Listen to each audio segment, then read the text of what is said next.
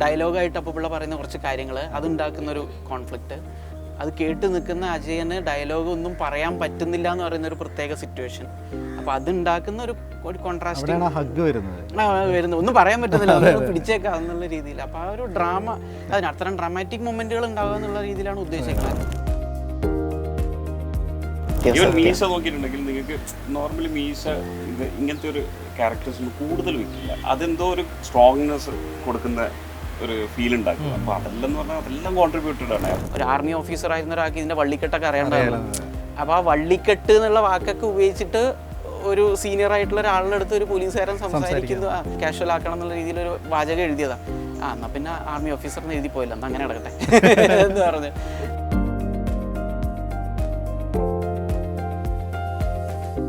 പ്രേക്ഷക പ്രീതി നേടിക്കൊണ്ട് നിറഞ്ഞ സദസ്സുകളിൽ പ്രദർശനം തുടരുകയാണ് കിഷ്കിന്ധാകാന്ഡം.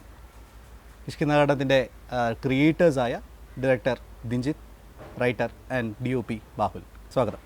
Thank you. ഇൻ്റർവ്യൂസിലാണെങ്കിലും പൊതുവേ ആര് ചോദിക്കുമ്പോഴാണെങ്കിലും ആദ്യം സിനിമയുടെ തുടക്കം എങ്ങനെയായിരുന്നു എന്നുള്ളതായിരിക്കും. പക്ഷേ എനിക്ക് ചോദിക്കാനുള്ളത് സിനിമയുടെ ക്ലൈമാക്സിനെ കുറിച്ചാണ്. ആദ്യം തന്നെ ആ ഒരു 40 മിനിറ്റ്, അവസാനത്തെ ആ 40 മിനിറ്റ് പോർഷൻ, അത് തിയേറ്ററിൽ നിന്ന് ഇറങ്ങുന്ന പ്രേക്ഷകർക്ക് കൊടുക്കുന്ന ഒരു ഹാങ് ഓവർ അത് ഭയങ്കര വലുതാണ്. കാരണം സിനിമ കണ്ടിറങ്ങുന്ന സമയത്ത് ഒരു ടേക്ക് ഹോം എന്ന് പറയുന്നൊരു സംഗതി ഉണ്ടല്ലോ, അത് വളരെ പ്രധാനപ്പെട്ടതാണല്ലോ. അത് ഇമോഷൻസിലൂടെ ചിലത് പറഞ്ഞുകൊണ്ട്, ചിലത് പറയാതെ, ചിലതൊക്കെ മൂടി വെച്ചുകൊണ്ട് നിങ്ങൾ ആ ഒരു 40 മിനിറ്റ് ഭയങ്കരമായിട്ട് എൻഗേജിങ് ആക്കിയിട്ടുണ്ട്. അതെങ്ങനെയാണ് കൺസീവ് ചെയ്തത് as A director, as A writer? ആര് ആദ്യം പറയണം? ഓക്കെ, അത് ഇപ്പോൾ അല്ല, പ്രത്യേകിച്ച് അതൊന്നും ആലോചിച്ച് ചെയ്തതൊന്നുമല്ല. ആ പോകുന്ന പോക്കിൽ ഫ്ലോയിൽ എന്ത് തോന്നിയോ അത് ചെയ്യുകയാണ് ചെയ്തത്. അപ്പോൾ ഈ പറഞ്ഞ പോലെ ഒരു ഡ്രാമ ഉണ്ടാവണം എന്നാണ് ആഗ്രഹിച്ചത്, ഡ്രാമാറ്റിക് മൊമെൻറ്റ്സുകൾ ഉണ്ടാവണം എന്നല്ലാതെ സർപ്രൈസ് എന്നോ അൺപ്രഡിക്റ്റബിൾ ആയിട്ട് എന്തെങ്കിലും വേണമെന്നോ ഒന്നും അങ്ങനെയൊന്നും വിചാരിച്ചിട്ടില്ല, പ്ലാൻ ചെയ്തിട്ടില്ല. കാരണം പലർക്കും പല ഇമ്മ്യൂണിറ്റി ആണെന്ന് പറയുന്ന പോലെ, എല്ലാവർക്കും അല്ലേ, രോഗപ്രതിരോധ ശേഷി ഓരോരുത്തർക്കും ഓരോ പോലെയാണെന്ന് പറയുന്ന പോലെ പ്രിഡിക്റ്റ് ചെയ്യാനുള്ള എബിലിറ്റി ഓരോരുത്തർക്കും ഓരോ പോലെ ആയിരിക്കും. ചിലർക്ക് ആദ്യം കണ്ടു തുടങ്ങുമ്പോൾ തന്നെ ഫുൾ പ്രിഡിക്റ്റ് ചെയ്യാൻ പറ്റും, ചിലർക്ക് ഓൺ ദ ഗോയിൽ പിടികിട്ടും, ചിലർക്ക് കുറച്ച് കിട്ടും, കുറച്ച് കിട്ടില്ല, ചിലർക്ക് തീരെ കിട്ടില്ല, അങ്ങനെ ആയിരിക്കുമല്ലോ. അപ്പോൾ നമ്മൾ അതിനെ ടാർഗറ്റ് ചെയ്യാൻ നോക്കിയിട്ട് മാത്രം കാര്യമില്ല. അപ്പോൾ അതൊക്കെ ഇനി ഫുൾ പ്രിഡിക്റ്റ് ചെയ്യാൻ പറ്റിയ ഒരാൾക്കും കണ്ടിരിക്കാൻ പാകത്തിലുള്ളൊരു ഡ്രാമ എൻഗേജ്മെൻറ്റ് ക്യാരക്ടേഴ്സിൻ്റെ ഇൻട്രാക്ഷൻ്റെ ഇടയിലും അല്ലെങ്കിൽ അവർ കടന്നു പോകുന്ന സിറ്റുവേഷനിലും വരണം എന്നുള്ള രീതിയിലായിരുന്നു എഴുതുമ്പോൾ ആഗ്രഹം ഉണ്ടായിരുന്നു. അതുകൊണ്ടാണ് ഇപ്പോൾ അജയനും അപ്പുപിള്ളയും കൂടി പറമ്പിൽ തീ കത്തുന്നിടത്ത് അവർ രണ്ടുപേരും സംസാരിക്കുകയും ഒടുവിൽ കെട്ടിപ്പിടിക്കുകയും ചെയ്യുന്ന അതിൻ്റെ ആ ക്ലൈമാക്സ് മൊമെൻ്റ് എന്ന് പറയുന്ന സീനൊക്കെ ശരിക്കും പറഞ്ഞു കഴിഞ്ഞാൽ കഥയൊക്കെ കഴിഞ്ഞല്ലോ, അവിടെ പുതിയതായിട്ടൊരു ഇൻഫർമേഷനും ആ സീനിൽ നമ്മൾ കൊടുക്കുന്നില്ല. എല്ലാം അതിന് മുന്നേ ഈ പറഞ്ഞ റെവലേഷൻ എന്ന് പറയുന്ന സാധനങ്ങളൊക്കെ അതിന് മുന്നേ വന്നു കഴിഞ്ഞു. അപ്പോൾ ഇവിടെ എന്ന് വെച്ച് കഴിഞ്ഞാൽ ആ ഡ്രാമയാണ് എന്താണ് പുഷ് ചെയ്തത് അങ്ങനെ എഴുതുക എന്നുള്ള രീതിയിൽ. അതായത് അപ്പുപിള്ളയ്ക്ക് പല കാര്യങ്ങളും ഡയലോഗായിട്ട് അപ്പുപിള്ള പറയുന്ന കുറച്ച് കാര്യങ്ങൾ അതുണ്ടാക്കുന്നൊരു കോൺഫ്ലിക്റ്റ്, അത് കേട്ട് നിൽക്കുന്ന അജയന് ഡയലോഗ് ഒന്നും പറയാൻ പറ്റുന്നില്ല എന്ന് പറയുന്ന ഒരു പ്രത്യേക സിറ്റുവേഷൻ. അപ്പോൾ അതുണ്ടാക്കുന്ന ഒരു കോൺട്രാസ്റ്റ് വരുന്നത് ഒന്നും പറയാൻ പറ്റുന്നില്ല, പിടിച്ചേക്കാം എന്നുള്ള രീതിയിൽ. അപ്പോൾ ആ ഒരു ഡ്രാമ, അതിന് അത്തരം ഡ്രാമാറ്റിക് മൊമെന്റുകൾ ഉണ്ടാവുക എന്നുള്ള രീതിയിലാണ് ഉദ്ദേശിക്കുന്നത്. അല്ല പർപ്പസ്ഫുള്ളി സസ്പെൻസോ സർപ്രൈസോ ഒന്നും ബിൽഡ് ചെയ്യണമെന്ന് ആഗ്രഹിച്ചിട്ടില്ല. അതുകൊണ്ട് തന്നെ ഇപ്പോൾ കുറേ ആൾക്കാർക്ക് പ്രെഡിക്റ്റ് ചെയ്യാൻ പറ്റിയെന്ന് കേൾക്കുമ്പോഴും വിഷമമൊന്നുമില്ല. കാരണം അത് നമ്മൾ ഉദ്ദേശിച്ചിട്ടില്ലല്ലോ, നമ്മൾ ആ ഡ്രാമയാണ് ഉദ്ദേശിച്ചിരിക്കണം. ഓരോ സിറ്റുവേഷനിലേക്ക് കടന്നു ചെല്ലുമ്പോൾ ഇങ്ങനൊരു സിറ്റുവേഷൻ, അപ്പോൾ ആ ക്യാരക്ടർ അതിനോട് എങ്ങനെ റെസ്പോണ്ട് ചെയ്യുന്നു എന്നൊക്കെയുള്ള രീതിയിൽ. പിന്നെ ഈ പറഞ്ഞ പോലെ എന്താ പറയുക, അപ്പോൾ ഈ ഉത്തരം നൽകാതിരിക്കുന്നു എന്ന് പറഞ്ഞാൽ കുറച്ച് കാര്യങ്ങൾ പറഞ്ഞു, ചിലത് പറയുന്നു ചിലത് പറയില്ല എന്നുള്ളത്. എനിക്ക് അങ്ങനത്തെ പുസ്തകങ്ങൾ വായിക്കാനോ അങ്ങനത്തെ സിനിമകൾ കാണാനും ഇഷ്ടമാണ്. മുഴുവനായിട്ട് എക്സ്പ്ലെയിൻ ചെയ്യാത്ത കുറച്ച് ആംബിഗിറ്റി മെയിൻറ്റെയിൻ ചെയ്യുന്ന സാധനങ്ങൾ. അപ്പോൾ അതെന്ന് വെച്ചാൽ വായിച്ചു കഴിഞ്ഞാലും കണ്ടു കഴിഞ്ഞാലും പിന്നെയും കുറച്ച് നേരമെങ്കിലും അതിനെക്കുറിച്ച് ഓർക്കാനോ അതിങ്ങനെ ആയിരിക്കും, അല്ലെങ്കിൽ അവർ പറയാതെ വിട്ട ആ ഗ്യാപ്പിൽ ഞാൻ ലെയേഴ്സ് ആഡ് ചെയ്ത് ഫില്ല് ചെയ്യാനൊക്കെ നോക്കാറുണ്ട്. അപ്പോൾ ആ രീതി ഇഷ്ടമാണ്. പിന്നെ നമ്മളിപ്പോൾ ഒരു ബുക്ക് വായിക്കുമ്പോൾ തന്നെ ഒരു 300 പേജ് 300 രൂപയെങ്കിലും കൊടുത്തിട്ട് നമ്മളൊരു ബുക്ക് വാങ്ങിച്ചു കഴിഞ്ഞാൽ അതൊരു ഒറ്റത്തവണ വായിച്ച് എല്ലാം കിട്ടി തൃപ്തിയായിട്ട് പിന്നീടൊന്നും വായിക്കേണ്ടതില്ലാത്ത അവസ്ഥയിൽ വെച്ച് കഴിഞ്ഞാൽ വൺ ടൈം റീഡല്ലോ. നേരെ മറിച്ച് അതും ഒരു മൾട്ടിപ്പിൾ റീഡിങ് ഒരു 5-6 തവണയൊക്കെ ഒരു ബുക്ക് വായിക്കാൻ പറ്റിക്കാൻ ഞാൻ 300 രൂപ പൈസ വസൂല. അപ്പോൾ അങ്ങനെയുള്ള ബുക്കുകൾ, നോവലുകൾ, ചെറുകഥകളൊക്കെ വായിക്കാൻ ഇൻട്രസ്റ്റ് ആണ്. എസ്പെഷ്യലി MP നാരായണപിള്ളയുടെ പരിണാമമൊക്കെ ഈ പറഞ്ഞൊരു ഒരുപാട് കാര്യങ്ങൾ ആൻസർ ചെയ്യാതെ അബ്സ്ട്രാക്റ്റ് ആയിട്ട് പോകുന്ന കുറേ സാധനങ്ങളുണ്ട്. GR ഇന്ദുഭവൻ ചേട്ടൻ്റെ ബുക്കുകളിലൊക്കെ അങ്ങനെ കാണാറുണ്ട്. അപ്പോൾ ആ ഫണ്ണ് എനിക്ക് വായിക്കാൻ ഇഷ്ടമാണ്. അപ്പോൾ ഇഷ്ടം അതുപോലെ അങ്ങനെയൊന്നും കൊണ്ടുവരാൻ പറ്റിയിട്ടൊന്നുമില്ല. പക്ഷെ ആ ഇഷ്ടം എവിടെയൊക്കെ മനസ്സിലുണ്ടായിരുന്നു എന്ന് പറയരുത്. ഈ ഫണ്ണല്ലല്ലോ അവിടെ ഈ കെട്ടിപ്പിടുത്തം, ഈ അപ്പുപിള്ളിയിലേക്ക് അജയൻ വരുന്ന ഒരു കെട്ടിപ്പിടുത്തം ഉണ്ടല്ലോ, അത് നിങ്ങൾ എടുത്തിരിക്കുന്ന ഒരൊറ്റ ഷോട്ടിൽ അങ്ങനെ മൂവ് ചെയ്തുകൊണ്ടാണ്. അതിൽ തന്നെ എല്ലാ ഇമോഷൻസും കണക്റ്റഡ് ആണ് ആക്ച്വലി. അതിന് മുൻപുള്ള സീനുകളിൽ തന്നെ റിവീൽ ചെയ്യുന്നുണ്ടെങ്കിൽ പോലും ആ ഇമോഷൻ കൊടുത്ത് പിന്നെ അജയൻ്റെ ഒരു മാനസികാവസ്ഥ കാണിക്കുന്ന സമയത്ത് ആ കൊടുക്കുന്ന ഒരു ഫീൽ ഉണ്ടല്ലോ, അത് ആക്ച്വലി ഏത് രീതിയിലാണ് അതിനെ കൺസീവ് ചെയ്തത്? ഓണസ്റ്റ് ആയിട്ട് മറുപടി പറയാം. നമ്മൾ ഭയങ്കര ഗ്ലോറിഫിക്കേഷൻ നടത്തിയിട്ട് കാര്യമില്ല, ഡീമിസ്റ്റിഫിക്കേഷൻ വേണം കുറച്ച്. നമ്മൾ ഓക്കെ അപ്പുപിള്ളയുടെ ആ ഷോട്ട് എടുത്തു. അപ്പുപിള്ളയുടെ ആ ഷോട്ട് എടുത്തിട്ട് ഏതാ ഡയലോഗ് പറയുന്നു, ഇത് മറ്റേ റിയാലിറ്റി ഫ്രീഡം എന്നുള്ള ഡയലോഗ് പറയുന്നു. അപ്പോൾ അതിൻ്റെ ക്യൂ വേണമല്ലോ കാര്യം. അപ്പോൾ ആ ഷോട്ടിലേക്ക് അജയനും കൂടെ വന്ന് കെട്ടിപ്പിടിക്കുന്ന രീതിയിൽ ഫുൾ ഷോട്ട് എടുത്തു. ഇതിലോ ഇനി വേണമെങ്കിൽ എഡിറ്റിൽ നമുക്ക് തീരുമാനിക്കുക എന്നുള്ള രീതിയിൽ നമ്മൾ ഒരു പടിയും കൂടെ ചെയ്തു. അജയൻ്റെ അടുത്ത് നിന്ന് തുടങ്ങിയിട്ട് ഡയലോഗ് ശേഷം അജയൻ്റെ ഫേസിൽ നിന്ന് തുടങ്ങുന്നു. എന്നിട്ട് അജയൻ മുന്നോട്ട് വരുമ്പോൾ അജയൻ്റെ കൂടെ വരുന്നു. നമ്മൾ അപ്പുപിള്ള അപ്പോൾ ഫ്രെയിമിൽ ഹാൻഡ് ഹെൽഡ് ആണ്, അജയൻ്റെ കൂടെ വരുന്നു. കൂടെ വന്നിട്ട് അപ്പുപിള്ളയിലേക്ക് കൂട്ടിമുട്ടുന്നു. നമ്മളങ്ങനെ അങ്ങനെ ഒരു റോ ക്യാമറ ഓപ്പറേഷൻ, അങ്ങനെ വലിയ പെർഫെക്റ്റ് ഫ്രെയിമിംഗ് ഒന്നും ആയിരിക്കാത്ത രീതിയിലൊരു ലൈവ് ഇൻട്രാക്ഷൻ എന്നുള്ള രീതിയിൽ പ്ലാൻ ചെയ്തത് അത് ഷൂട്ട് ചെയ്തു. അപ്പോൾ അത് ഷൂട്ട് ചെയ്യുമ്പോൾ എന്ത് സംഭവിച്ചതെന്ന് വെച്ച് കഴിഞ്ഞാൽ റിഹേഴ്സൽ ഒന്നും ചെയ്തില്ല. അവനെ കരഞ്ഞിട്ട് പെർഫോമൻസ് ആണ്, അത് റിഹേഴ്സ് ചെയ്താൽ ചിലപ്പോൾ അത് പ്ലാസ്റ്റിക് ആയിപ്പോൾ. അതുകൊണ്ട് മൊമെൻ്ററി ആയിട്ട് ചെയ്യാമെന്ന് പറഞ്ഞിട്ട് നമ്മളെല്ലാം റെഡി, എല്ലാം സെറ്റല്ലേ അത് ഇതൊക്കെ വെച്ചു. അപ്പം ഞാൻ എന്നിട്ട് ഓക്കെ ആക്ഷൻ എന്ന് പറഞ്ഞ ഉടനെ ആസിക കരയുന്നു, കരഞ്ഞു വിളിച്ച് വരുന്നു. ഞാൻ അതേപോലെ കൂടെ വരുന്നു. കുട്ടേട്ടൻ്റെ അടുത്ത് ഇതാണ് കുട്ടേട്ടനെങ്കിൽ ഞങ്ങൾ ഇങ്ങനെ വരിക. ആസിക വന്ന് ഇവിടെ എത്തുമ്പോഴേക്കും ഞാൻ ക്യാമറ ഇവിടെ എത്തി. ഇവിടെ എത്തുമ്പോഴേക്കെന്ന് വെച്ചാൽ ഈ ലെഫ്റ്റ് സൈഡിൽ ഒരു ആർട്ടിസ്റ്റും വേറെ ആരോ ഡയറക്ഷൻ ഡിപ്പാർട്ട്മെന്റിലും ഒരാൾ അവിടെ നിൽക്കുന്നുണ്ടായിരുന്നു. അവരറിഞ്ഞില്ല ഇങ്ങനെ ഫ്രെയിം വരുന്നുള്ളത്. അതിന് അവരുടെ ചിന്തയിൽ നമ്മൾ ഇങ്ങനെയല്ലേ വരുന്നത്. അപ്പോൾ അവരവിടെ സൈഡിൽ നിൽപ്പുണ്ടായിരുന്നു. അപ്പോൾ ഞാൻ ഇങ്ങനെ വരുമ്പോഴത്തേക്ക് ഞാൻ ഈ കണ്ണി കൂടെ IPC കൂടെ കാണുന്നുണ്ട് വിഷ്വല്, ഈ പീസിൽ കൂടെ ഇവിടെ പുറത്തെന്താന്നുള്ളതും കാണുന്നുണ്ട്. അപ്പം ഞാൻ ഇങ്ങോട്ട് വരുന്നു എന്ന് കണ്ടപ്പോൾ തന്നെ അവർ മറ്റേ ചില സിനിമയിൽ, പഴയ സിനിമയിലൊക്കെ കോമഡി പടത്തിൽ ഇങ്ങനെ ചാടാറില്ല പറമ്പിലേക്ക്, എന്നിട്ട് രണ്ടുപേരും തൊട്ട് താഴെയുള്ള കാട്ടിലേക്ക് അങ്ങോട്ട് ചാടുകയാണ്. കാരണം ഈ ഒരു കാരണം കൊണ്ടെങ്ങാനും ഇത് റീടേക്ക് പറഞ്ഞു സിറ്റുവേഷൻ്റെ വൈബേ മാറുമല്ലോ. അപ്പോൾ അത് പക്ഷേ ഞാനെന്നാലും അത് അവർ ഫ്രെയിമിൽ വരാൻ സാധ്യത ഉണ്ടെന്ന് കണ്ടപ്പോൾ ഞാൻ ഇങ്ങനെ ആക്കുകയും ചെയ്തായിരുന്നു. ഇങ്ങോട്ട് പോയി കഴിഞ്ഞാൽ ഉറപ്പായിട്ടും ഫീൽഡ് വരും, പിന്നെ അത് അവർക്ക് റീട്ടേൺ പരിപാടിയാകും. അതുകൊണ്ട് ഞാൻ അഡ്ജസ്റ്റും ചെയ്തായിരുന്നു. എന്നിട്ട് ആ ഷോട്ട് മൊത്തം എടുത്തു. കുഴപ്പമില്ലാണ്ട് കിട്ടി, വലിയ പ്രശ്നം വന്നില്ല. പിന്നെ നമ്മൾ എഡിറ്റിൽ കമ്പയർ ചെയ്ത് നോക്കിയപ്പോൾ ഈ പറഞ്ഞവർ ഞാൻ അവരെ അവോയ്ഡ് ചെയ്യാൻ വേണ്ടിയിട്ട് ലാസ്റ്റ് മിനിറ്റിൽ നടത്തിയിരിക്കണ ഈ ഇംപ്രവൈസേഷൻ ഉണ്ടല്ലോ, ആ ഇംപ്രവൈസേഷൻ ചിലപ്പോൾ അതിൻ്റെ ഒരു ഓർഗാനിക് ഫ്ലോവിനെ ചിലപ്പോൾ നഷ്ടപ്പെടുത്തുമെന്ന് തോന്നി. പിന്നെ മാത്രമല്ല എഡിറ്റ് ടൈമിൽ നമുക്കത് കണ്ടു നോക്കിയപ്പോൾ ഓക്കെ അപ്പുപിള്ള ഡയലോഗ് പറഞ്ഞ് നിന്ന് അതിലേക്ക് അജയൻ ബാക്കിൽ നിന്ന് വരുമ്പോൾ ചിലപ്പോൾ ക്രിയേറ്റീവ്ലി സിനിമാറ്റിക്കലി കുറച്ചും കൂടെ ഇൻട്രസ്റ്റിംഗ്. രണ്ട് ഓപ്ഷൻ നമുക്ക് ഇനി വേണ്ട, നമ്മൾ അങ്ങനെ ഉദ്ദേശിച്ചിട്ടുള്ളൂ. എഡിറ്റബിൾ ഇമോഷൻസ് കറക്റ്റ് ആയിട്ട് നമുക്ക് കൺവേ ചെയ്യണം. ഇപ്പോൾ തന്നെ എടുത്തിട്ടുണ്ടെങ്കിൽ നമുക്ക് നോർമലി ചെറിയ ആൾക്കാർ പ്ലേസ് ചെയ്യാന്ന് പറഞ്ഞാൽ ലൈക്ക് ഡയറക്റ്റ് ആയിട്ട് കെട്ടിപ്പിടിക്കും. ആ കെട്ടിപ്പിടിക്കൽ ടോട്ടലി വേറൊരു ഡിഫറെന്റ് മൂഡാണ്. ഈ ഒരു കെട്ടിപ്പിടിക്കൽ എന്ന് പറഞ്ഞാൽ നമുക്ക് ഒന്നെന്ന് പറഞ്ഞാൽ കുട്ടേട്ടൻ്റെ പ്രോപ്പർ ഇമോഷൻസ് അവിടെ ക്യാരി ചെയ്യുന്നുണ്ട്. അതേപോലെ തന്നെയാണ് ക്യാരി ചെയ്യുന്നത്. അപ്പോൾ ബാക്കിൽ നിന്നുള്ള കെട്ടിപ്പിടിക്കലാണ് അതിന്റെ ഭയങ്കര ബ്യൂട്ടി എന്ന് പറഞ്ഞത്. അത് കഴിഞ്ഞുള്ളൊരു തിരിഞ്ഞടത്തം ഉണ്ടല്ലോ. അത് ഉറപ്പായിട്ട് അത് സ്ക്രിപ്റ്റിൽ നമ്മൾ എഴുതി വെച്ചിരുന്നത് തന്നെ ആസിക്കയ്ക്ക് ഒരിക്കലും കുട്ടേട്ടനെ ഫേസ് ചെയ്യാൻ പറ്റില്ല. അപ്പോൾ കുട്ടേട്ടൻ കത്തിച്ചുകൊണ്ടിരിക്കുന്നതിന് ഒരു 4 അടി പുറകിലായിട്ട് വന്ന് അജയൻ നിൽക്കുന്നു. അപ്പോൾ പിള്ള 4 അടി പുറകിലായിട്ട് വന്ന് നിൽക്കുന്നു. പിന്നെ പരസ്പരം ഫേസ് ചെയ്യാതെയാണ് ഇവരുടെ സംസാരം എന്നുള്ളത് എഴുതിയിട്ടുണ്ടായിരുന്നു.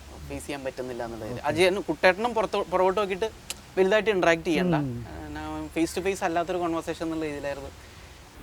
ഇമോഷൻസിൻ്റെ കാര്യമാണ്.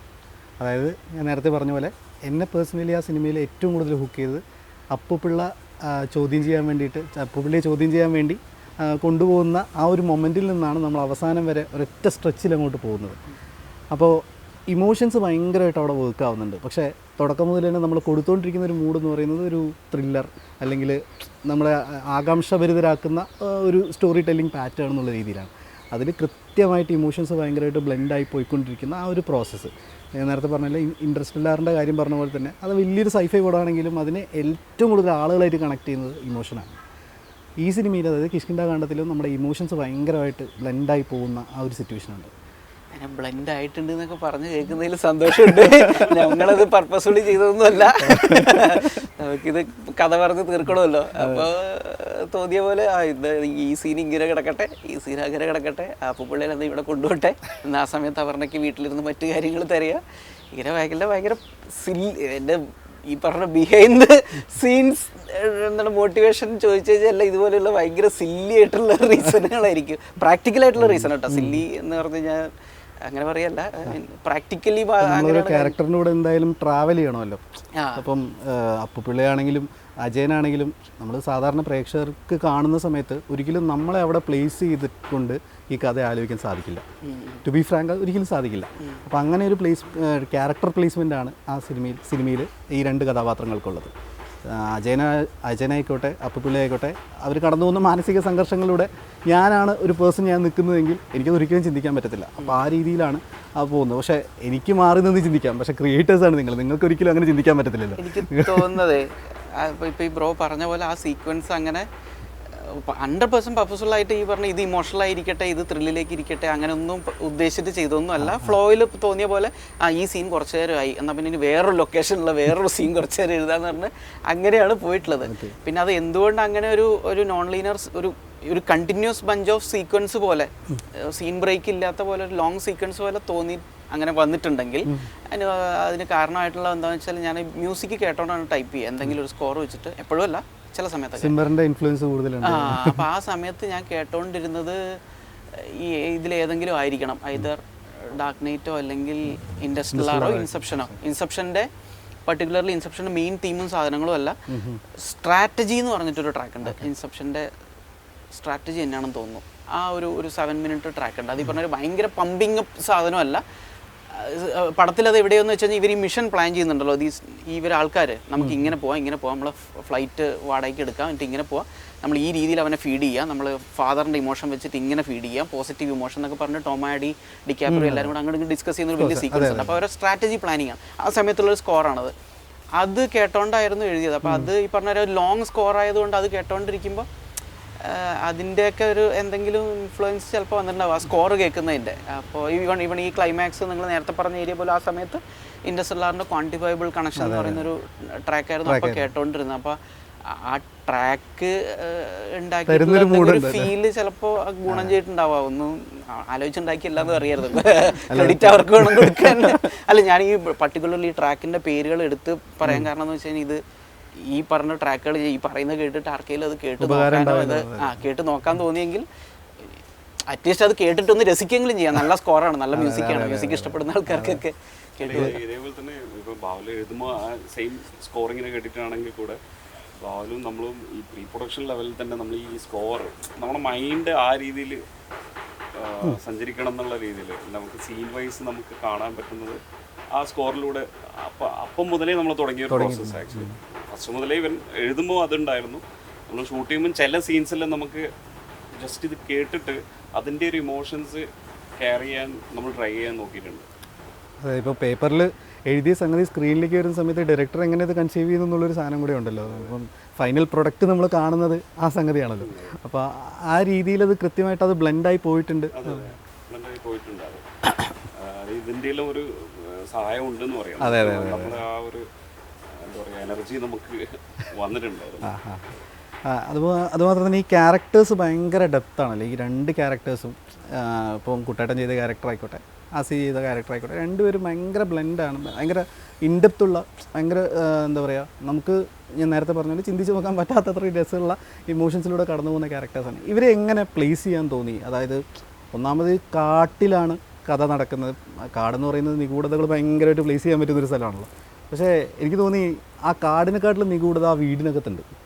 ഇവർ രണ്ട് കഥാപാത്രങ്ങളും ഉണ്ട്. അപ്പോൾ അതെങ്ങനെ കറക്റ്റായിട്ട് പ്ലേസ് ചെയ്യാൻ അതെങ്ങനെയാണ് സാധിച്ചത്? എഴുത്തിലാണോ ഷൂട്ടിങ്ങിലാണോ? ഇന്ററാക്ഷനാണ് നമ്മൾ ഉദ്ദേശിക്കുന്നത്. പ്രോസസ് എന്തായാലും എൻജോയ് ചെയ്ത് ചെയ്തൊരു ഇതൊന്നും പ്ലാൻഡ് അല്ല. ഫസ്റ്റ് ഓഫ് ഓൾ അതാണ് എല്ലാ ചോദ്യത്തിലുള്ള ഒന്നും പ്ലാൻഡ് അല്ല. ഇനി കാർഡ് എങ്ങനെ വന്നു എന്നുള്ള രീതിയിൽ പറയാം. അജയന്റെ അപർണയുടെയും രജിസ്റ്റർ മാരേജ് നടക്കുന്നു. അപ്പോൾ രജിസ്റ്റർ ആ കോള് ആ സീക്വൻസ് ഒക്കെ എഴുതി. അപ്പോൾ എന്നിട്ട് അവർ കാറിൽ യാത്ര തിരിച്ചു നാട്ടിലേക്ക്. അപ്പോൾ നമുക്ക് സ്ക്രിപ്റ്റിൻ്റെ തൊട്ട് മുന്നേയുള്ള സീനിൽ പോലീസുകാരൻ്റെ അടുത്ത് പറഞ്ഞിട്ടുണ്ട്, ഞാൻ ദൂരെയാണ്, കല്യാണ സ്ഥലത്ത് വന്നേക്കാണ്, വീട്ടിലെത്താൻ ഒരു വൈകുന്നേരം ആവും, ഞാൻ വീട്ടിലെത്തിയിട്ട് അയാൾ ലേറ്റ് ആവുമോ എന്നൊക്കെ ചോദിക്കുന്നുണ്ട്. അപ്പോൾ ഒരു ഏറ്റവും ചുരുങ്ങിയ ഒരു 3-4 മണിക്കൂറെങ്കിലും ഈ രജിസ്ട്രാർ ഓഫീസിനും വീടിനും ഇടയിലുള്ള ട്രാവൽ വേണം. അപ്പോൾ ആ ട്രാവൽ എന്ന് പറഞ്ഞിട്ട് ഒരു സീനായിട്ട് സ്ക്രിപ്റ്റിൽ ടൈപ്പ് ചെയ്ത് വെക്കണം. അപ്പം അങ്ങനെ അപ്പോൾ അവിടെ പ്രത്യേകിച്ച് ഇൻട്രാക്ഷനോ ഡയലോഗോ ഒന്നുമില്ല, മൊണ്ടേഷ് ആയിരിക്കും, ഏതാനും ഷോട്ടുകളുടെ മൊണ്ടേഷ് ആയിരിക്കും. അപ്പോൾ പക്ഷേ എനിക്ക് ഇങ്ങനെ എഴുതുമ്പോൾ എനിക്ക് ഒരു ആഗ്രഹം തോന്നാറുണ്ട്, ഇപ്പോൾ ട്രാവൽ കട്ടുകൾ, അല്ലെങ്കിൽ 2 കാറുകളിൽ പോകുന്നതിൻ്റെ മൊണ്ടാഷിൻ്റെ ഏതാനും ദൃശ്യങ്ങൾ എന്ന് പറഞ്ഞിട്ട് വെറുതെ ടെക്നിക്കലായിട്ട് മാത്രം നോട്ട് ചെയ്തിരിക്കാതെ ഒരു കുറച്ചൊരു സെൻറ്റൻസുകൾ ഉണ്ടെങ്കിൽ നമുക്ക് എന്താ അവിടെ വേണ്ടത്, നമുക്ക് വായിക്കുന്ന ഒരാൾക്ക് ആ സീക്വൻസിൻ്റെ ലെങ്ത്ത് ടൈമിങ് എത്രയാണെന്നുള്ളത് ആ വായനയിലൂടെ പിടികിട്ടാൻ പറ്റിക്കഴിഞ്ഞാൽ ഇത് കേൾക്കുമ്പോൾ ഒരു 20 to 25-30 സെക്കൻഡ്സിനുള്ളിൽ വരുന്നൊരു സീക്വൻസ് ആയിട്ട് തോന്നുന്നുണ്ട്, അതിൻ്റെ ടെമ്പോ ഒന്ന് സെറ്റ് ചെയ്യുന്നത്. അപ്പോൾ കുറച്ച് സെൻറ്റൻസുകൾ ഫില്ലേഴ്സ് ആയിട്ടുള്ളത് നല്ലതാണെന്ന് എനിക്ക് തോന്നാറുണ്ട്. അപ്പോൾ അങ്ങനെ തോന്നിയപ്പോൾ എന്തെങ്കിലുമൊക്കെ എഴുതി വെക്കണമല്ലോ. അപ്പോൾ എഴുതുമ്പോൾ കാറ് പോകുമ്പോൾ എന്തെന്ന് എഴുതാനാണ്, അപ്പോൾ വർണ്ണിച്ചേ പറ്റുള്ളൂ ഏത് ടൈപ്പ് ഓഫ് ടെറൈനിലൂടെയാണ് പോകുന്നത് എന്നുള്ളത്. അപ്പോൾ ഈ പറഞ്ഞവർ ഇങ്ങനെയുള്ള ടെറൈനിലൂടെ പോയി, വീടുകൾ കുറവാണ്, വീടുകൾ അധികം അടുത്തടുത്ത് വീടുകളില്ലാത്ത സ്ഥലത്തൂടെയാണ് പോകുന്നത്, ധാരാളം മരങ്ങളുണ്ട്. അപ്പോൾ മരങ്ങൾ പോലും കാട്ടുമരങ്ങളാണ് അധികം, അല്ലെങ്കിൽ പിന്നെ ജാതി ഉണ്ട്, ഇങ്ങനത്തെ മരങ്ങളൊക്കെ ഉണ്ട് എന്ന് പറഞ്ഞപ്പോൾ എന്തോ ഒരു ആംബിയൻസ് സെറ്റായി വന്നു. നല്ലത് തെങ്ങ് കവുങ്ങുണ്ട് റബ്ബർ ഉണ്ട് എന്ന് പറഞ്ഞിട്ടൊന്നും എഴുതിയില്ല. അപ്പോൾ അത് ആ സമയത്ത് തോന്നിയപ്പോൾ അങ്ങനെ എഴുതി പോയതാണ്. അപ്പോൾ എഴുതി പോയപ്പോൾ അപ്പോൾ ഈ ജാതി വേറെ ഏതോ മരങ്ങളുടെ പേരൊക്കെ എഴുതിയപ്പോൾ അടിച്ചു വിടുകയാണല്ലോ, പിന്നെ നമുക്ക് ഡിലീറ്റ് ചെയ്യാമല്ലോ. എന്നിട്ട് അങ്ങനെ എഴുതിയത് പോയപ്പോൾ ഈ പറഞ്ഞവർ എന്തോ ഒരു ഫോറസ്റ്റ് പ്രിമേസിൻ്റെ എന്തോ ഒന്ന് മൈൻഡിലേക്ക് വന്നു. ഈ പറഞ്ഞ തിരുനെല്ലിക്കൊക്കെ പോകുന്ന അല്ലെങ്കിൽ നിലമ്പൂരൊക്കെ പോകുന്ന രീതിയിൽ, മെയിൻലി തിരുനെല്ലി അങ്ങോട്ടൊക്കെ പോകുമ്പോൾ ഉള്ള ഒരു വൈബ് എന്തോ വന്നപ്പോൾ എന്നാൽ പിന്നെ ഒരു അടുത്തിടെ എല്ലാം ഈ മരമുണ്ട് കിളികളുണ്ട് മൃഗമുണ്ട് എന്ന് പറഞ്ഞു കഴിഞ്ഞാൽ ഭയങ്കര പെരിഫറൽ സൂപ്പർഫിഷ്യൽ ആയി പോകുമല്ലോ. അപ്പോൾ അതല്ലാതെ ഇടയ്ക്കിടെ പിന്നിട്ട് പോകുന്ന ഫോറസ്റ്റ് ഡിപ്പാർട്ട്മെൻറ്റിൻ്റെ ഡിയർ ക്രോസിംഗ് ബോർഡുകൾ എന്ന് പറഞ്ഞ സാധനം അറിയാണ്ട് എഴുതി പോയതാണ് ഫില്ല് ചെയ്യാൻ വേണ്ടിയിട്ട്. അപ്പോൾ ഫോറസ്റ്റ് ഡിപ്പാർട്ട്മെൻറ്റ് ഒരു റിസർവ് ഫോറസ്റ്റ് എന്നൊക്കെ പറയുന്ന എന്തോ ഒരു ഫ്ലേവർ അതിലേക്ക് വന്നു യാദൃശ്യമായിട്ട്. ഈ ബോർഡിൻ്റെ കാര്യം എഴുതിയോണ്ട് ബോർഡ് നാട്ടുകാർ കൊണ്ടുവയ്ക്കില്ല എന്തായാലും, ഫോറസ്റ്റ് ഡിപ്പാർട്ട്മെൻറ്റ് വെക്കണമെങ്കിൽ അതിനടുത്ത് എവിടെയെങ്കിലും റിസർവ് ഫോറസ്റ്റ് ഉണ്ടാവണം എന്നുള്ള രീതി. അങ്ങനെ വന്നപ്പോഴാണ് അത് സെറ്റായത്. അങ്ങനെയാണ് ഫോറസ്റ്റിൻ്റെ പ്രിമേസ് ആകുന്നതെന്ന് പറയാം. പിന്നെ വീട്ടിലെത്തി നിങ്ങൾ പറഞ്ഞ ഈ ക്യാരക്ടേഴ്സിൻ്റെ ഡീറ്റെയിലുകൾ, ബാക്ക്ഗ്രൗണ്ട് ലെയേഴ്സ് എന്ന് പറയുന്നത് അത് ആ ഓരോ മൊമെൻ്ററിയാണ്. ഇപ്പോൾ പട്ടാളക്കാരനാണെന്നുള്ളതൊന്നും ആദ്യം തീരുമാനിച്ചിട്ടില്ല. ഇവർ വീട്ടിലെത്തി കഴിയുമ്പോൾ ആ പോലീസുകാരന് ആ പിള്ളേരുടെ അടുത്ത് ഇൻട്രാക്ട് ചെയ്യുന്നുണ്ടല്ലോ. അപ്പോൾ ചോദിക്കുന്ന ഒരു ഡയലോഗ് എനിക്ക് പെട്ടെന്ന് അങ്ങനെ എഴുതാൻ തോന്നി. ഒരു ആർമി ഓഫീസർ ആയിരുന്ന ഒരാൾക്ക് ഇതിൻ്റെ വള്ളിക്കെട്ടൊക്കെ അറിയാണ്ടായിരുന്നു. അപ്പോൾ ആ വള്ളിക്കെട്ട് എന്നുള്ള വാക്കൊക്കെ ഉപയോഗിച്ചിട്ട് ഒരു സീനിയർ ആയിട്ടുള്ള ഒരാളുടെ അടുത്ത് ഒരു പോലീസുകാരൻ സംസാരിക്കുന്നു. അല്ലാതെ ഭയങ്കര ഫോർമലായിട്ട് സ്റ്റിഫായിട്ട് ഉള്ള രീതിയിലുള്ള സംസാരം അല്ലാതെ കുറച്ചൊന്ന് ജോവിയലാക്കണം, കാഷ്വൽ ആക്കണം എന്നുള്ള രീതിയിലൊരു വാചകം എഴുതിയതാണ്. എന്നാൽ പിന്നെ ആർമി ഓഫീസറിന് എഴുതി പോയില്ല, എന്നാൽ അങ്ങനെ കിടക്കട്ടെ എന്ന് പറഞ്ഞ് അജയൻ്റെ ഫോറസ്റ്റ് അഗെയിൻ അജയൻ്റെ ക്യാരക്ടർ ഏത് ഡിപ്പാർട്ട്മെൻറ്റിൽ ബാങ്കിൽ ജോലി ചെയ്യുന്ന ആളാണെന്ന് പറഞ്ഞാൽ പോലും നമുക്ക് കഥാപരമായിട്ട് വേറെ മാറ്റങ്ങളൊന്നും ഉണ്ടാക്കില്ല. പക്ഷേ ആലോചിച്ചെന്ന് വെച്ചാൽ ഒരു കൊഹിയറൻസ് ഉണ്ടായാൽ ഒരു ആകെ മൊത്തത്തിൽ ഇതിൽ പറയുന്ന മൾട്ടിപ്പിൾ എലമെന്റ്സ് ഉണ്ടല്ലോ, തിരുനെല്ലി, നിലമ്പൂര്, കാട്, പഴയ നക്സൽ പരിപാടികളൊക്കെ വരുമ്പോൾ അങ്ങനെയൊക്കെ വരുന്നുണ്ട്, കുരങ്ങ്, ഒരുപാട് കാര്യങ്ങൾ പറഞ്ഞു.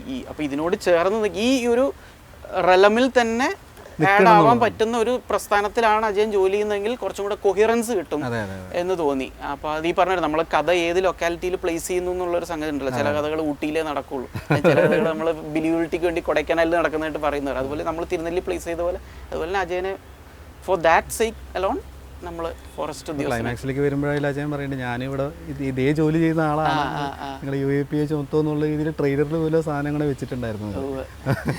സിനിമയിൽ ഏറ്റവും കൂടുതൽ ആളുകളെ എക്സൈറ്റ് ചെയ്യിപ്പിക്കുന്നത് ഈ 2 കഥാപാത്രങ്ങളാണല്ലോ, അപ്പപ്പിള്ളിയും അജയനും. ഇവരുടെ ഈ ഇന്റേണൽ കോൺഫ്ലിക്ട്സ് ഇപ്പം എഴുത്തുകാരൻ പറഞ്ഞു ഇങ്ങനെയാണിത് വന്നതെന്നുള്ളത്. ഡയറക്ടറിനൊരു വിഷൻ ഉണ്ടാവില്ല. ഞാൻ നേരത്തെ പറഞ്ഞ പോലെ നമ്മൾ കാണുന്നത് പ്രൊഡക്റ്റ് എന്ന് പറയുന്നത് ഡയറക്ടേഴ്സ് വിഷനാണല്ലോ. സ്ക്രിപ്റ്റ് പറഞ്ഞല്ലോ, ഇതിൽ ഈ സ്ക്രിപ്റ്റ് ഞാൻ വായിക്കുമ്പോൾ പറഞ്ഞാൽ ഭയങ്കര ഡീറ്റെയിൽ സ്ക്രിപ്റ്റാണ്. എല്ലാ രീതിയിലും ഇപ്പം പറഞ്ഞല്ലോ, ഒരു റോഡിലോട്ട് പോകുമ്പം തന്നെ അതിൻ്റെ എല്ലാ ഡീറ്റെയിൽസും ഇവനെ എഴുതി വെച്ചിട്ടുണ്ട്.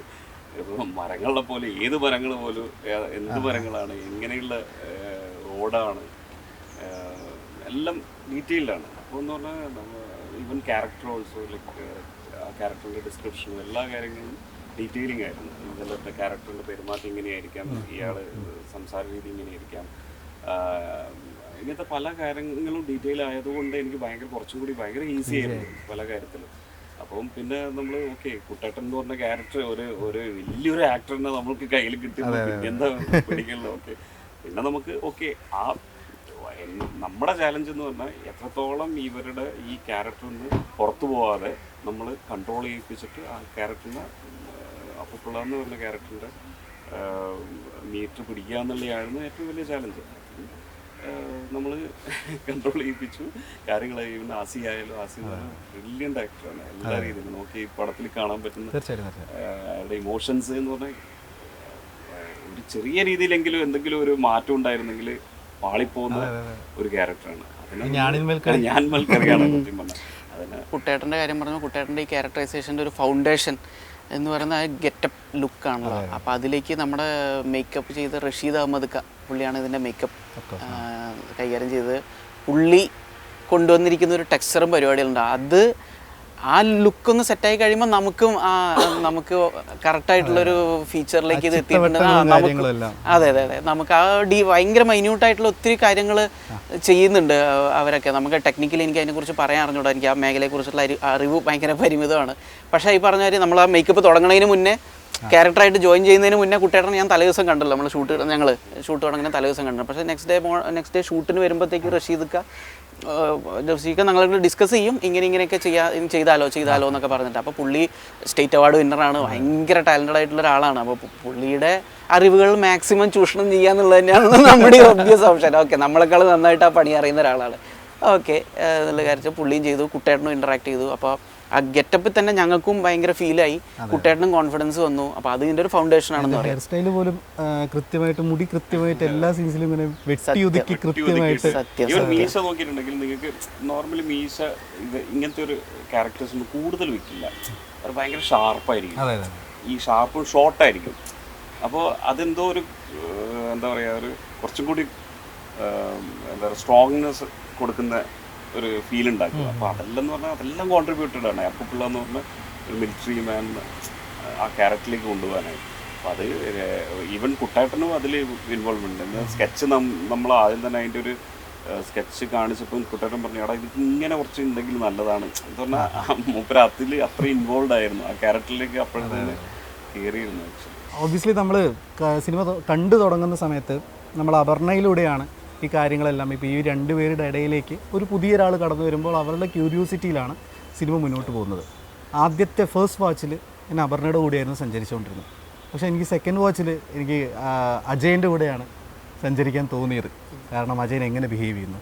ഞാൻ ഇപ്പം ഫാസിൽ സാർ വിളിച്ചെന്നു പറഞ്ഞിട്ടുണ്ടായിരുന്നില്ല. അപ്പം മണിച്ചിത്രത്താഴിൽ നമ്മൾ വീണ്ടും റീവാച്ച് ചെയ്യുന്ന സമയത്ത് ശോഭനയെ എങ്ങനെ കാണുന്നു അതേപോലെയാണ് അജയനെ കണ്ടത്.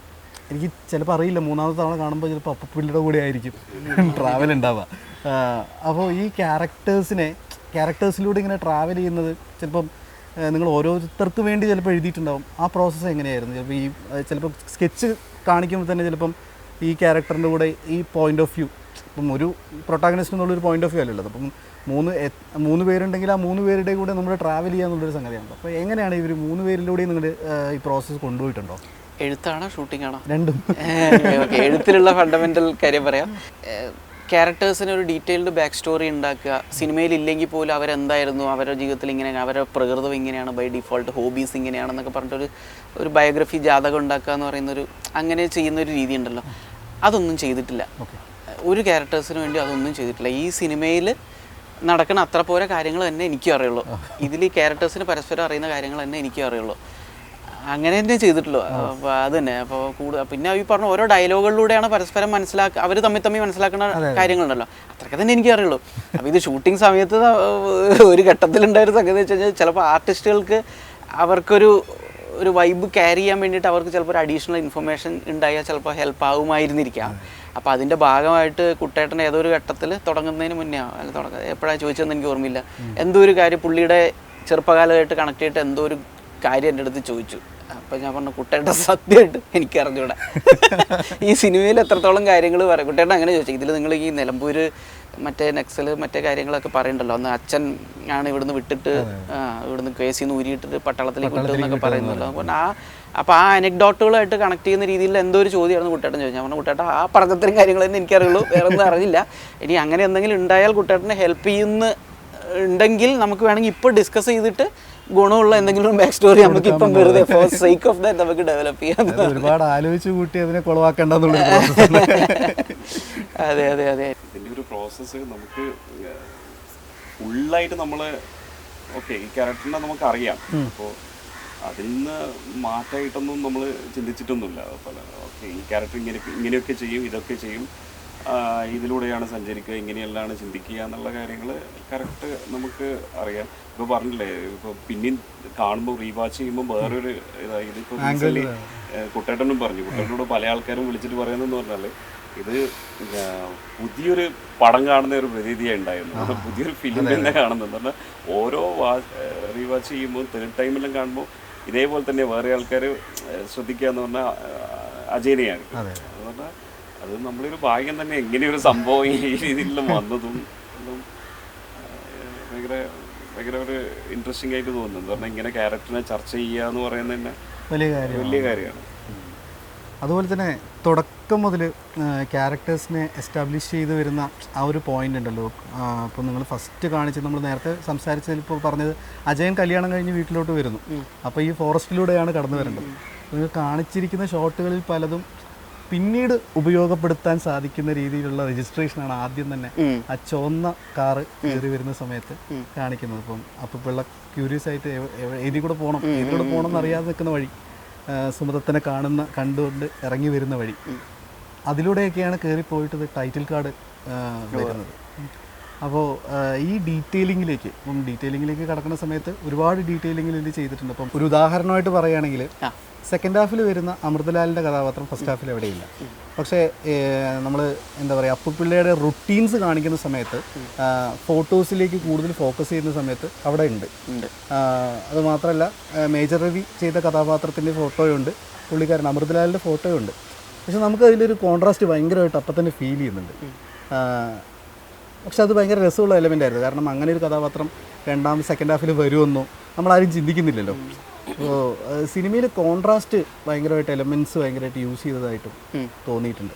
അപ്പോൾ ഈ എലമെൻറ്റുകൾ എങ്ങനെയാണ് ഈ രജിസ്ട്രേഷൻ പ്രോസസ്സിലേക്ക്, അതായത് പിന്നീട് നമുക്ക് ട്വിസ്റ്റുകൾ റിവീൽ ചെയ്യുന്ന പോലെ പുതിയ കാര്യങ്ങൾ എങ്ങനെയാണ് സിനിമയിലേക്ക് ഇങ്ങനെ വരുന്നത്? ഓക്കെ, അത് രവി സാറിൻ്റെ ഫോട്ടോ, അമൃതലാലിൻ്റെ ഫോട്ടോസും ഉണ്ട്. അതിൻ്റെ കൂടെ തന്നെ ഇൻ്റർവെല്ലിന് കുറച്ച് മുന്നേ ആയിട്ട് അപർണ റീകലക്ട് ഇന്നാൾ അച്ഛൻ്റെ ആ ആർമി ഫ്രണ്ട് വന്ന ദിവസം എന്ന് പറഞ്ഞിട്ട് കാണിക്കുന്ന ഒരു ചെറിയൊരു മൊണ്ടാഷിൽ രവി സാർ നമ്മൾ ലൈവായിട്ട് കാണിക്കുന്നുണ്ട്. പക്ഷേ ഡയലോഗ്സ് ഓഡിബിൾ അല്ല, അങ്ങനെ വെച്ചിട്ടുണ്ട്. ഓക്കെ, കമ്മിങ് ടു കോൺട്രാസ്റ്റ് എനിക്ക് ഭയങ്കര ഇഷ്ടമാണ്. പരസ്പര ബന്ധമില്ലാത്ത കാര്യങ്ങൾ പറയുക, അത് ഞാൻ പറയുന്നതല്ല ഉദ്ദേശിച്ചത്. ഇപ്പോൾ കമൻസ് അതായിട്ട് വരും, ഇവൻ്റെ സംസാരം പരസ്പരം ഒന്നുമില്ലാണ്ട്, അങ്ങനെയല്ല ഉദ്ദേശിച്ചത്. രണ്ട് ചാപ്റ്റർ അടുത്തടുത്ത് വരുമ്പോൾ, രണ്ട് സീനുകൾ അടുത്തടുത്ത് വരുമ്പോൾ ആ ആദ്യത്തെ സീനിലെ ചിലപ്പോൾ അതുമായിട്ട് കുറച്ച് കോൺട്രാസ്റ്റ് ഉള്ള ഒരു പ്ലേസ്മെൻറ്റിലായിരിക്കും രണ്ടാമത്തെ സീൻ നടക്കുക. അപ്പോൾ നമ്മുടെ പടത്തിൽ പോലും ആദ്യം ഒരു പോലീസ് സ്റ്റേഷനിലാണ് തുടങ്ങണത്, രണ്ടാമത്തെ ഒരു ബന്ധമില്ലാത്ത രജിസ്റ്റർ ഓഫീസിൽ തുടങ്ങണത്.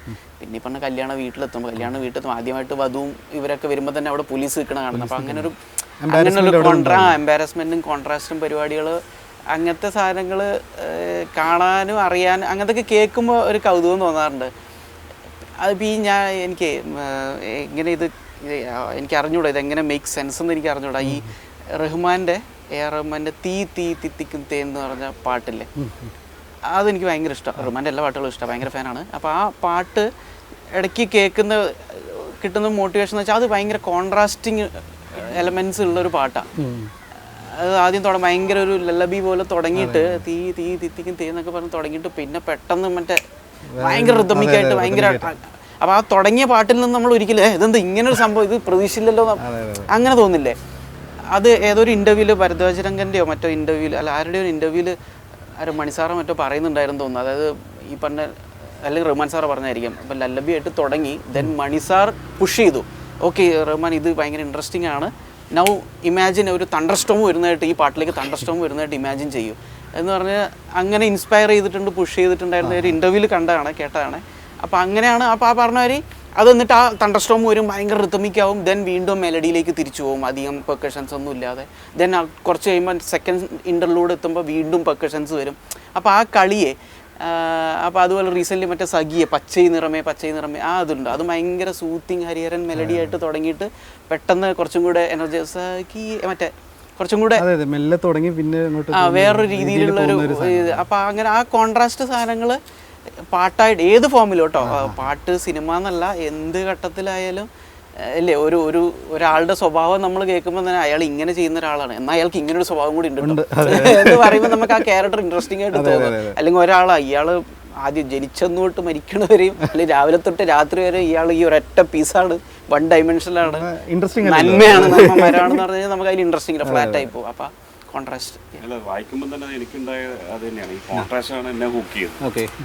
ഓരോ സീൻ ബൈ സീൻ നമ്മളിപ്പം വായിച്ചത് ഇതെല്ലാം next scene totally different premises, different ആ ഒരു കോൺട്രാസ്റ്റ്. ഈവൻ ഡയലോഗ്സിൽ നോക്കിയിട്ടുണ്ടെങ്കിലും നിങ്ങൾക്ക് ഒരു നോർമൽ ഒരു ഡയലോഗ് ഡെലിവറി അല്ല ഇപ്പോഴത്തില്ല. അതെല്ലാം ഇതിൻ്റെ പുതുമ.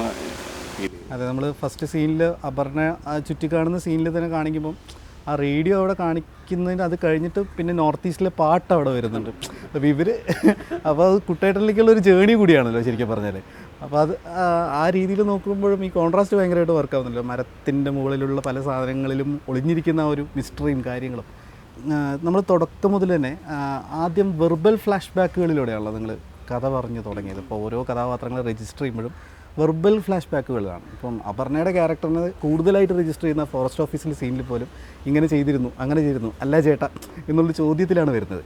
അപ്പോൾ അതുപോലെ തന്നെ കുട്ടേട്ടൻ്റെ ക്യാരക്ടറിലാണെങ്കിലും ആസിയുടെ ക്യാരക്ടറിലാണെങ്കിലും എല്ലാം വെർബൽ ഫ്ലാഷ് ബാക്കുകളിലൂടെ വന്ന് പിന്നെ വിഷ്വൽ ഫ്ലാഷ് ബാക്കിലേക്ക് പോയി പിന്നീടാണല്ലോ ഈ ട്വിസ്റ്റ് റിവീലിംഗ് കാര്യങ്ങൾ ചെയ്യുന്നത്.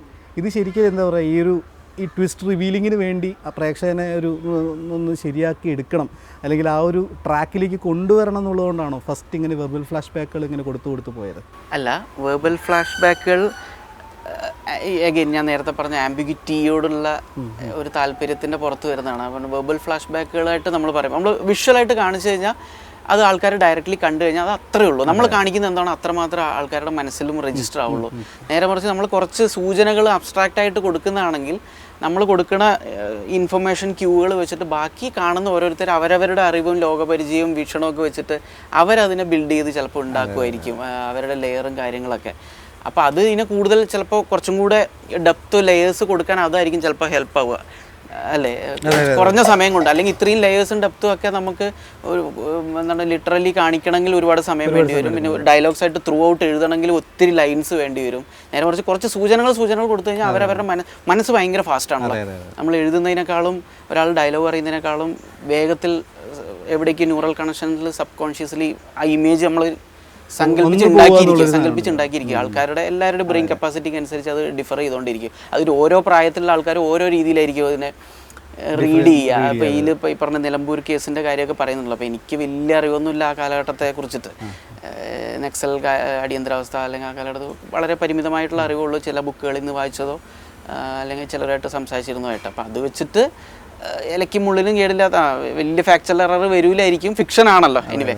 അപ്പം കുഴപ്പമില്ല, ഇങ്ങനെയൊക്കെ ചെറിയ രീതിയിലെങ്കിലും കൺവിക്ഷനോട് ചേർന്ന് നിൽക്കുമായിരിക്കും എന്നുള്ള രീതിയിലൊരു നോട്ട് അവിടെ എഴുതി വെച്ചെന്നുള്ളൂ. അതെ.